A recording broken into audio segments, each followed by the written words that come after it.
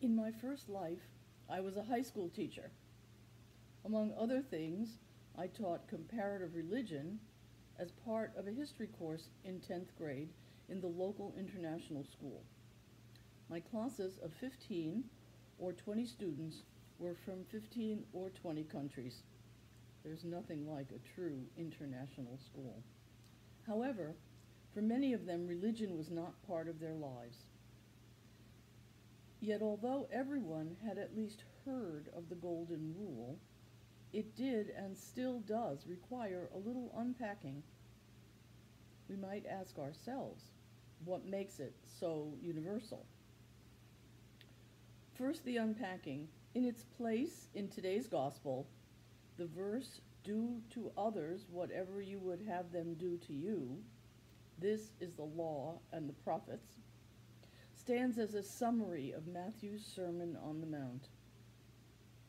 For Rabbi Hillel, a teacher more or less contemporary with Jesus, it was a summary of the entire Torah and was widely quoted.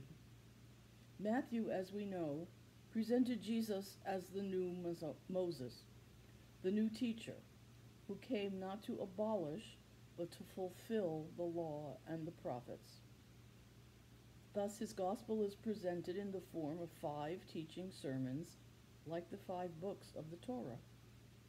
They owe much to the wisdom literature of the time which Jesus and Hillel certainly knew. In many cases, they are loosely connected groups of ethical sayings, which reflect the struggles of Matthew's mostly Jewish community to follow Jesus' teachings faithfully.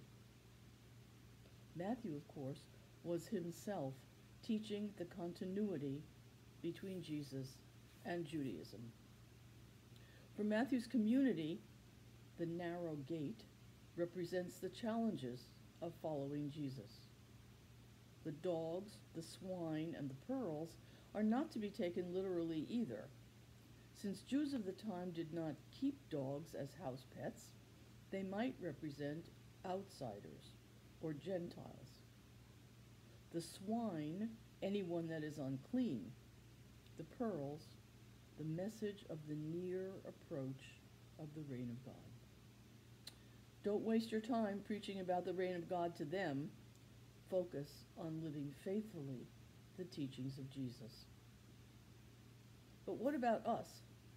And what about the Golden Rule? Like Matthew's community, we are all trying to follow Jesus faithfully. Is "do unto others" a useful guide to following Jesus faithfully? After all, it appears in all the great religions of the world. For example, in Islam, none of you truly believes until he wishes for his brother what he wishes for himself. It is a fine place to start, and the students in my classes, surprised to find it in all the major traditions, felt quite comfortable with it in all its formulations.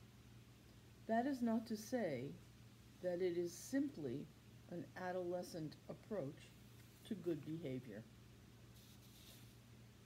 It may be good and universal, but is it what Jesus' life calls us to? Is this how we are to build and live God's reign of peace and justice? Or is it that rather what John tells us is Jesus' commandment? Love one another as I have loved you. Jesus' commandment is a great deal more than a morality of balance, of equality, or even fairness. It is a morality of overwhelming generosity, to live as Jesus did. Don't we all know people whose generosity and altruism quite literally blow us away? With grace, it is possible to go through that narrow gate with love. In the opening of one formulation of the principle and foundation from the spiritual exercises, the authors wrote, "Lord my God, when your love spilled over into creation, you thought of me. I am from love, of love, for love.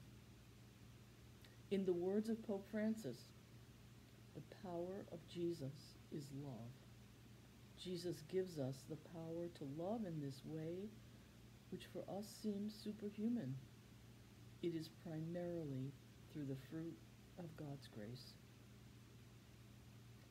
The golden rule is a good place to start and from which to grow, as its universality indicates.